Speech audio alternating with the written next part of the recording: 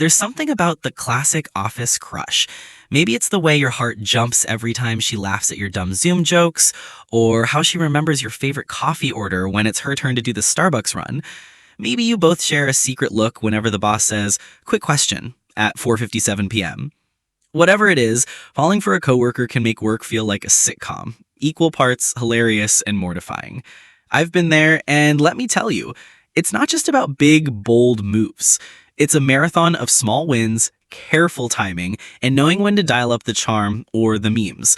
So here's my story, plus tons of real-life examples, text ideas, and what to do and not do if you're looking to move from work buddies to something more. Let's get into it. 1. Stage 1, the friendly tease, finding common ground.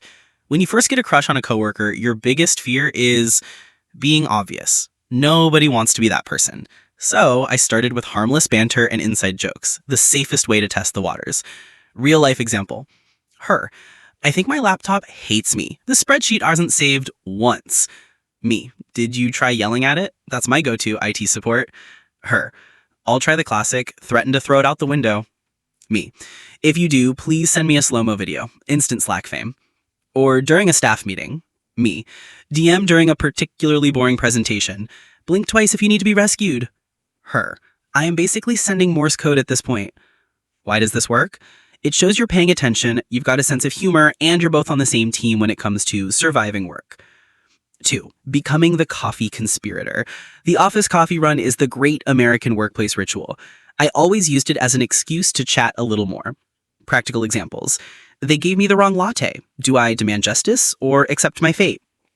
We could stage a walkout or just go for donuts instead. Once I wrote her name wrong on her cup on purpose, Jess, official snack queen, just to see if she'd notice. She replied, I expect royal treatment from now on. Snack taxes are due Fridays. Pro tip, start a recurring coffee bet. Bet you I can guess your order, loser buys next round. If she plays along, you're building rapport without ever making it weird. 3. Subtle Slack flirting. How to stand out in a sea of DMs. Let's face it, Slack and Teams have changed the flirting game forever, but there's an art to sending the right message. Examples. Send her a meme during Monday booze. Mood for today? Plus a picture of a tired cat in a suit. Her. Add 3 more coffees and it's accurate. Share your lunch fail. I just dropped my entire salad on the break room floor. I guess I'm going paleo now.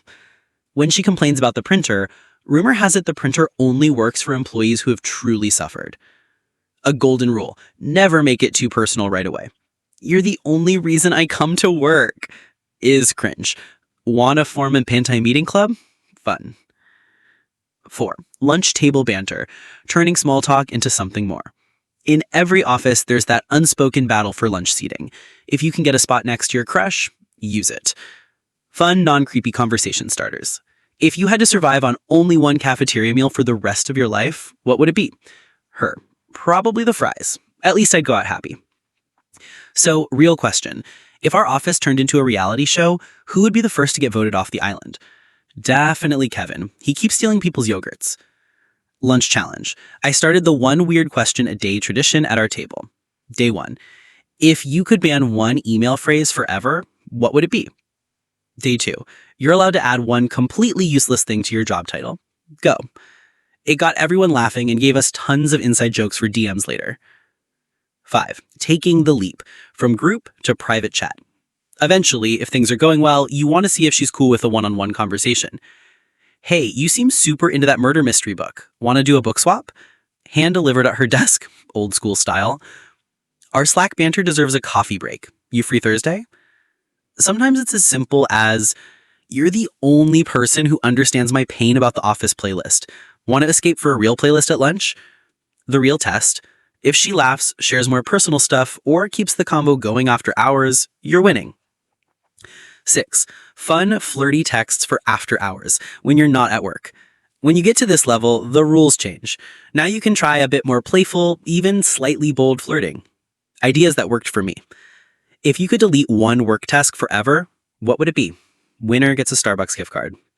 Her. Expense reports. No contest. Serious question. Would you rather do team building trust falls or karaoke night with our boss? Karaoke. At least there's a chance I black out and forget it happened. I saw a pug in a suit today. Reminded me of you in that meeting. Totally nailing the business casual look. Her. If only my boss appreciated it as much as you do. Personal favorite. On a scale from 1 to quitting, how ready are you for Friday? Her. I already drafted my resignation letter in my head. If she responds quickly, with longer or funnier replies, or sends her own memes, she's into it. 7. Real-world office mini-dates that aren't awkward. Lunch runs. Suggest going to that new food truck together. Strictly scientific review, obviously. Walking meetings. Need to brainstorm? Walk and talk. It's like being in a startup commercial. Group outings, then the after party.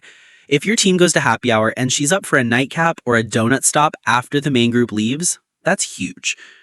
Secret code. We used to have an emoji code for SOS rescue me from this convo. She'd Slack me a T-Rex, her favorite dino, and I'd swoop in with a, hey, can I borrow you for a quick chat? 8. What to avoid. Trust me, I've done it wrong. Overdoing the compliments. You're so gorgeous, I can't focus.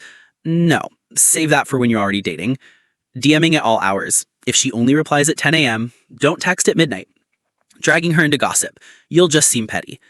Getting jealous about work friends. She can talk to whoever she wants. It's an office, not The Bachelor. Double texting. If she leaves you unread, wait. Awkwardness at work lasts. 9. How to tell she's into you, beyond the texts. She brings you snacks or coffee by accident.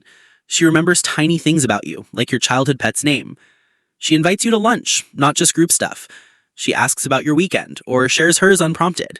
She sends you memes that are your kind of weird. If you're not sure, ask yourself, if she wasn't interested, would she really send you TikToks at 11 p.m. on a Tuesday? 10. When to make a real move, and what to say. If you've built up the banter, swapped numbers, and maybe even hung out outside of work, you're ready. Here's how I finally asked Jess out without making it weird. You know, I really like hanging out with you, even when we're not just trash-talking our boss. Would you want to get dinner sometime? Just us.